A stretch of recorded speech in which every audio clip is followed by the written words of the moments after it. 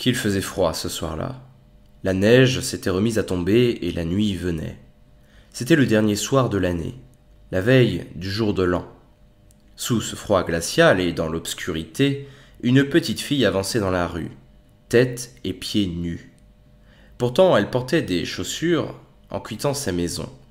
Mais elle ne les avait pas gardées longtemps. Elles étaient si grandes qu'elles servaient d'ordinaire à sa mère, si grandes que la fillette les avait perdues en traversant la rue précipitamment pour éviter 2 voitures. L'une avait disparu, et l'autre avait été emportée par un garçon qui voulait en faire un berceau quand il aurait un enfant. La petite fille marchait donc les pieds nus, rouges et bleus de froid.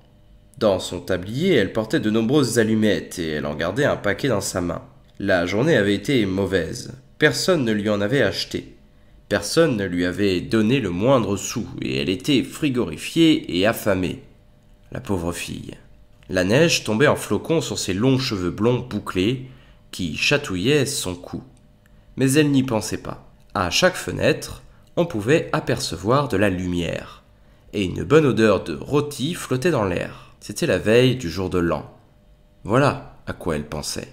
Entre 2 maisons, elle s'assit et se blottit sur elle-même. Elle avait de plus en plus froid, mais elle n'osait pas rentrer chez elle, car elle n'avait vendu aucune allumette et ne rapportait pas la plus petite pièce. Son père la battrait, et il faisait froid aussi à la maison. Le vent s'y engouffrait, bien que l'on ait calfeutré les fentes avec de la paille et des tissus. Ses mains s'engourdissaient presque mortes de froid. Comme une allumette me réchaufferait les mains, se dit-elle. Si j'osais en sortir une du paquet et la gratter sur le mur, j'aurais moins froid. Alors elle en prit une et la frotta. L'allumette brilla et brûla. La fillette enveloppa la flamme de ses petites mains. Elle était chaude et claire comme une chandelle. Quelle étrange lumière! Et il lui semblait qu'elle était assise près d'un poêle, en fer, au couvercle en cuivre et décoré de boules étincelantes. Il faisait si chaud près de ce feu. Que se passait-il? La petite fille rapprochait déjà ses pieds pour les réchauffer. Mais la flamme s'éteignit et le poêle disparut. Elle était seule, une allumette éteinte à la main. Elle en gratta une autre qui flamba. Et la lumière se répandit sur un mur, qui devint transparent comme un voile.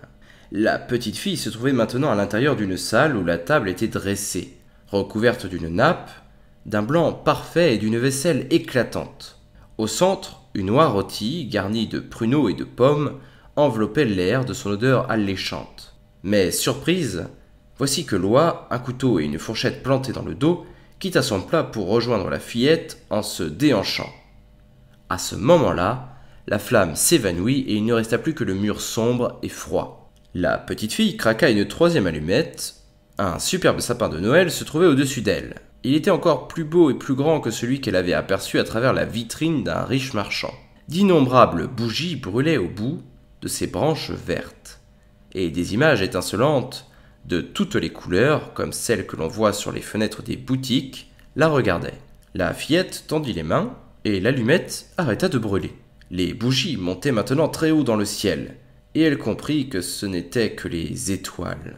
L'une d'elles disparut. « Quelqu'un se meurt ?» pensa-t-elle, car sa grand-mère, qui avait été bonne avec elle, mais qui n'était plus, lui avait dit « Quand une étoile s'éteint, c'est une âme qui monte au ciel. » Elle frotta encore une allumette sur le mur, et une lueur inonda les environs, où apparut sa vieille grand-mère, douce et radieuse. « Grand-mère, lança la petite, emmène-moi. Je sais que tu disparaîtras lorsque l'allumette s'éteindra, comme le poêle, l'oie rôtie et le beau sapin de Noël. » Alors elle gratta rapidement le reste du paquet. Elle voulait garder sa grand-mère près d'elle.